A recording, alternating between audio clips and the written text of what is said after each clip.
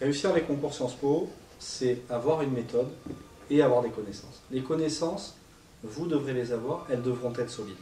Mais elles ne seront qu'une infime partie de la note. La majorité se jouera sur la méthodologie, sur votre réflexion, sur votre capacité à problématiser, que ce soit en option, si vous prenez pour Sciences Po Paris l'épreuve de commentaires de littérature ou de sciences économiques, en culture générale bien évidemment, et également en histoire.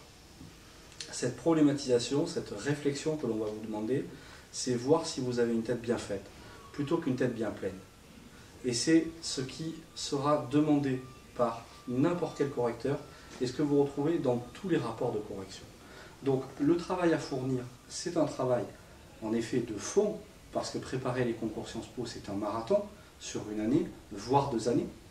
Un travail de fond pour avoir les connaissances, mais ça va être aussi un travail de forme typique à Sciences Po et qui fait même la caractéristique et la force de Sciences Po.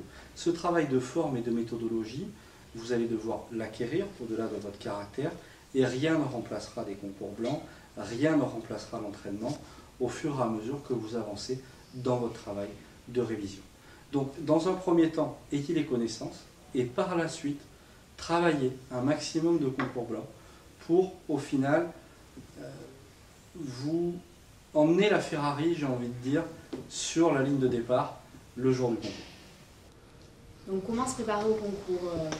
Alors, il faut savoir déjà que le concours devient votre priorité numéro 1. Il faut beaucoup de rigueur et beaucoup de volonté. Vous levez concours, vous mangez concours, vous dormez concours. Après, c'est surtout aussi un programme tout au long de l'année, à savoir que jusqu'à décembre, vous préparez, vous lisez un peu des écrits à droite, à gauche.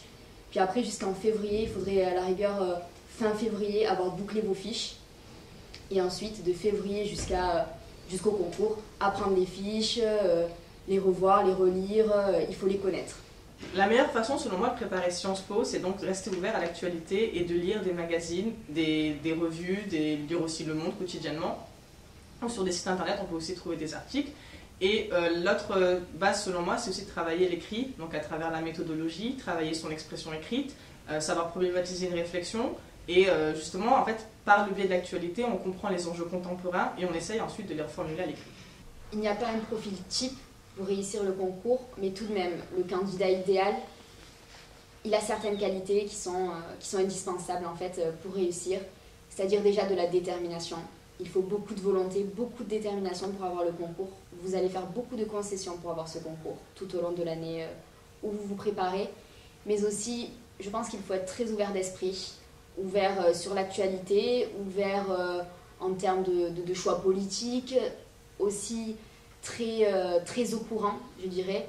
Vous ne pouvez pas vraiment vous présenter à ce concours sans jamais vous être intéressé à tout ce qui est politique, tout ce qui est culture générale, tout ce qui est histoire. Voilà, ce sont vraiment des matières qui sont très présentes au sein de cette école et qui sont primordiales et qui doivent vraiment faire partie de ce que vous aimez aussi, parce qu'il ne faut pas vraiment se forcer à devenir type Sciences Po. Vous l'êtes ou vous ne l'êtes pas, je dirais. Vous pouvez le devenir, mais si ce n'est pas naturel, vous allez vite vous essouffler et ce n'est pas forcément ce qu'il y a de mieux.